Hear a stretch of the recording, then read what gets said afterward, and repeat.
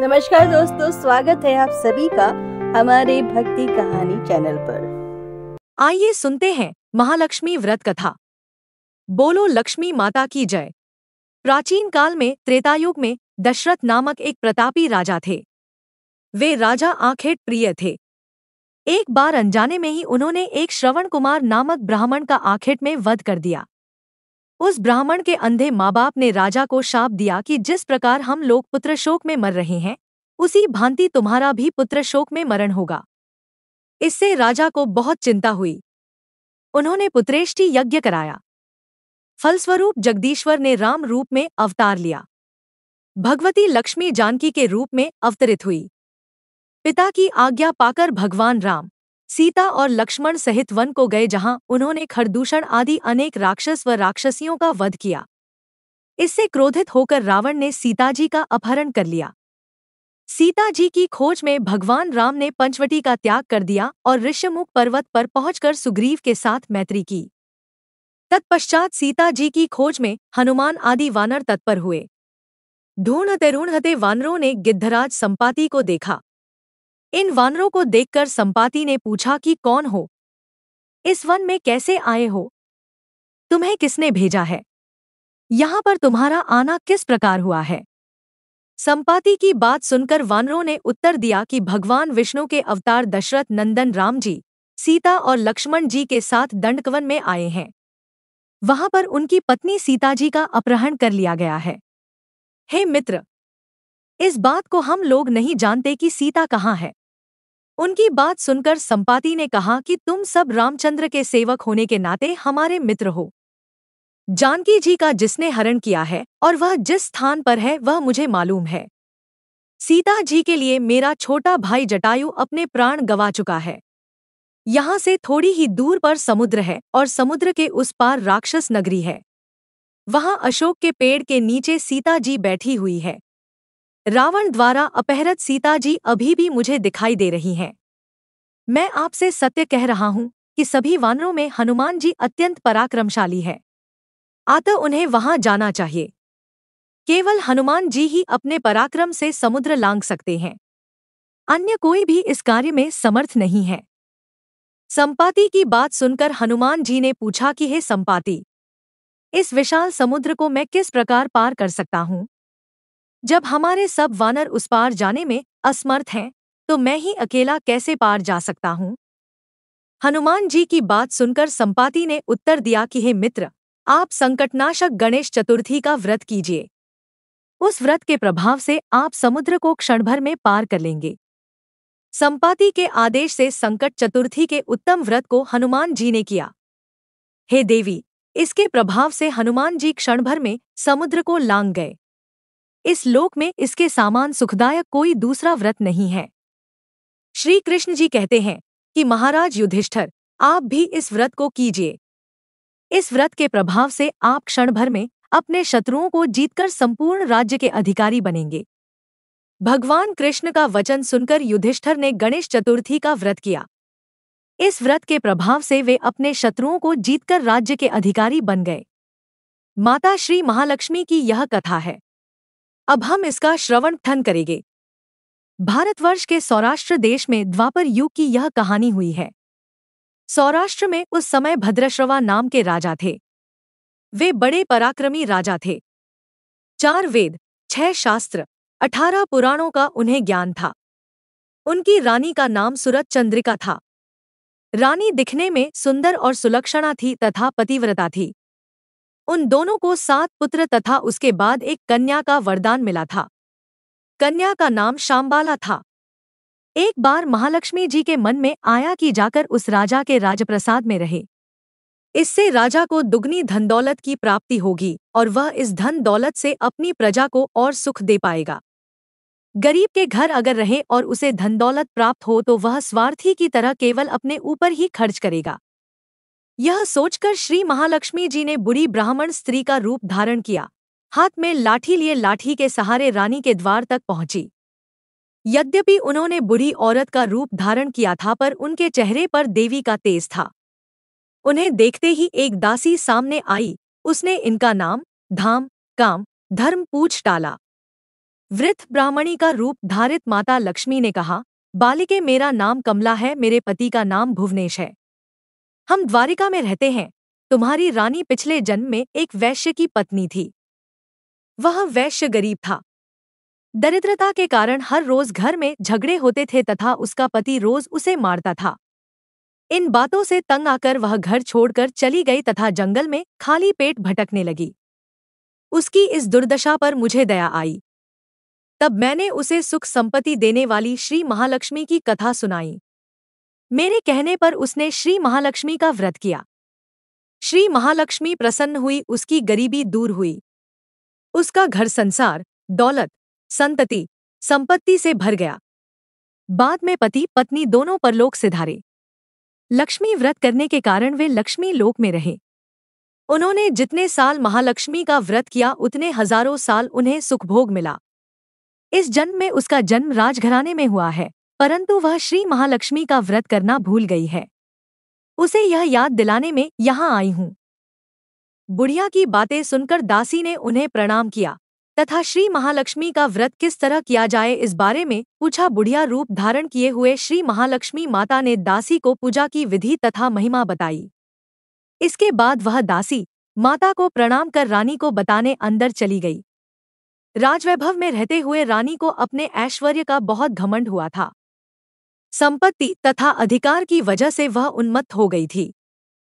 दासी द्वारा बताई गई बुढ़िया की बातें सुनकर वह आग बबूला होकर राजद्वार पर आकर बुढ़िया रूपी श्री महालक्ष्मी पर बरस पड़ी। उसे यह मालूम नहीं था कि श्री महालक्ष्मी माता बुढ़िया का रूप धारण किए द्वार तक आई है। परंतु रानी का इस कदर रूखा बर्ताव तथा अपना अनादर देखकर माता ने वहां ठहरना ठीक न समझा। वे वहां से चल पड़ी। राह में उन्हें राजकुमारी शांबाला मिली। उन्होंने शांबाला को सारी बात बताई। शांबाला ने अपनी ओर से श्री महालक्ष्मी माता से क्षमा मांगी। माता को उस पर दया आई। उन्होंने शांबाला को श्री महालक्ष्मी व्रत के बारे में बताया। उस दिन अघन मार्गशीर्ष माह का पहला गुरुवार था। शांबाला ने परम श्रद्धा से श्री महालक्ष्मी का व्रत रखा। फलस्वरूप राजा सिद्धेश्वर के सुपुत्र मालाधर से उसका विवाह हुआ। वह धन दौलत, ऐश्वर्य, वैभव से मालामाल हो गई। पति के साथ ससुराल में आनंद से दिन बिताने लगी। इधर श्री महालक्ष्मी का रानी पर प्रकोप हुआ। फलस्वरूप राजा भद्रश्रवा का राज्य एवं राजकारोबार नष्ट हो गया। यहाँ तक कि खाने के लाले पड़ गए। ऐसी हालात में एक दिन रानी ने राजा से निवेदन किया, हमारा दामाद इतना बड़ा राजा है, धनवान है, ऐश्वर्यशाली है, क्यों न उसके पास जाए, अपना हाल उसे बताए, वह जरूर हमारी मदद करेगा। इस बात पर राजा भद्रश्रवा दामाद के पास रवाना हुए। राज्य में पहुंचकर एक तालाब के किनारे थोड़ी देर विश्राम लेने के लिए ठहरे। तालाब से पानी लेने आते जाते दसियों ने उन्हें देखा। उन्होंने विनम्रता से उनकी पूछताछ की। जब उन्हें यह मालूम हुआ कि वे रानी शांबाला के पिता हैं, तो दौड़ते हुए जाकर उन्होंने रानी को सारी बात बताई। रानी ने दासी के हाथ राजपरिधान भेजकर बड़े ठाट से उनका स्वागत तथा आदर सत्कार किया, खानपान करवाया। जब वे लौटने लगे तो सोने की मोहरों से भरा घड़ा दिया। राजा भद्रश्रवा जब वापस लौटे तो उन्हें देखकर रानी सूरजचंद्रिका खुश हुई। उन्होंने सोने की मोहरों से भरे घड़े का मुंह खोल दिया, पर हाय भगवान, घड़े में धन के बदले कोयले मिले। यह सब श्री महालक्ष्मी के प्रकोप से हुआ। इस प्रकार दुर्दशा में और कई दिन बीत गए। इस बार रानी स्वयं अपनी कन्या के पास गई। वह दिन अघन माह का अंतिम गुरुवार था। शांबाला ने श्री महालक्ष्मी का व्रत किया, पूजा की, अपनी माता से भी व्रत करवाया। इसके बाद रानी अपने घर आई। श्री महालक्ष्मी का व्रत रखने पर उसे फिर से अपना राजपाट, धन दौलत, ऐश्वर्य प्राप्त हुआ। वह फिर से सुख, शांति, आनंदमय जीवन बिताने लगी। कुछ दिनों बाद राजकन्या शांबाला अपने पिता के घर आई। उसे अपने घर देखकर सूरजचंद्रिका को पुरानी बातें याद आई। यह कि शांबाला ने अपने पिता को घड़ा भर कोयला दिया था और उसे तो कुछ भी नहीं दिया था। इसी कारण शांबाला को पिता के घर आने पर उसका कोई आदर आतिथ्य नहीं हुआ, बल्कि अनादर हुआ। पर उसने इस बात का बुरा नहीं माना। अपने घर लौटते समय उसने पिता के घर से थोड़ा नमक ले लिया। अपने घर लौटने पर उसके पति ने पूछा, अपने मायके से क्या लाई हो? इस पर उसने जवाब दिया, वहां का सार लाई हूं। पति ने पूछा, इसका मतलब क्या हुआ? शामबाला ने कहा, थोड़ा धीरज रखे, सब मालूम हो जाएगा। उस दिन शामबाला ने सारा भोजन नमक डाले बिना बनाया और परोसा। पति ने खाना चखा। सारा खाना नमक बिना था, इसलिए स्वाद न आया। फिर शामबाला ने थाली में नमक डाला, इससे सारा भोजन स्वादिष्ट लगने लगा। तब शामबाला ने पति से कहा, यही है वह मायके से लाया हुआ सार। पति को उसकी बात सही लगी। फिर वह दोनों हंसी मजाक करते हुए भोजन करने लगे। कहा गया है कि इस तरह जो कोई श्रद्धा भाव से श्री महालक्ष्मी की पूजा करे उसे माता की कृपा प्राप्त होती है। सुख, संपत्ति, शांति प्राप्त होती है, सभी मनोकामनाएं पूरी होती है। परंतु यह सब प्राप्त होने पर माता की पूजा को भूलना नहीं चाहिए। हर गुरुवार को व्रत पाठ अवश्य करना चाहिए। इस तरह श्री महालक्ष्मी की महिमा भक्तों की मनोकामना पूरी करती है। इस प्रकार श्री अघन बृहस्पति व्रत कथा या श्री महालक्ष्मी की गुरुवार की कथा संपूर्ण होती है। बोलो लक्ष्मी माता की जय। दोस्तों, कोई भी व्रत कथा बिना आरती के अधूरी मानी जाती है, तो आइए सुनते हैं लक्ष्मी माता की आरती।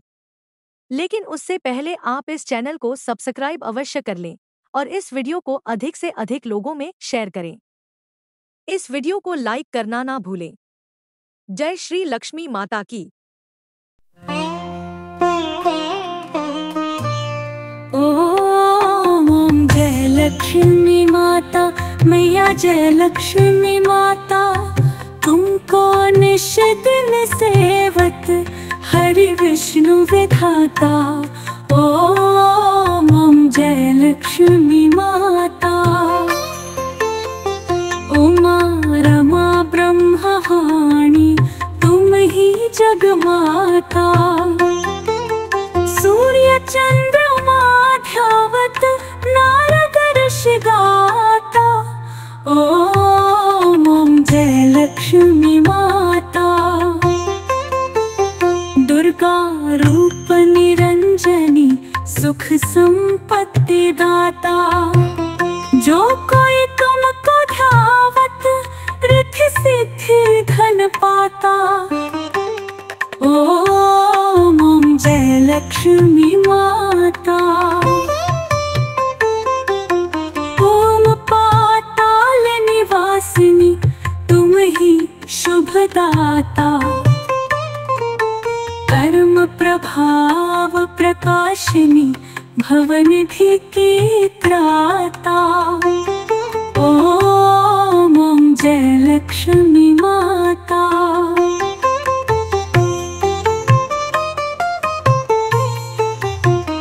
जिस घर में तुम रहती सब सद्गुण आता, सब संभव हो जाता, मन नहीं घबराता। ओम जय लक्ष्मी माता। तुम बिन यज्ञ न होते, वस्त्र न कोई पाता, खान पान का वैभव सब तुमसे आता।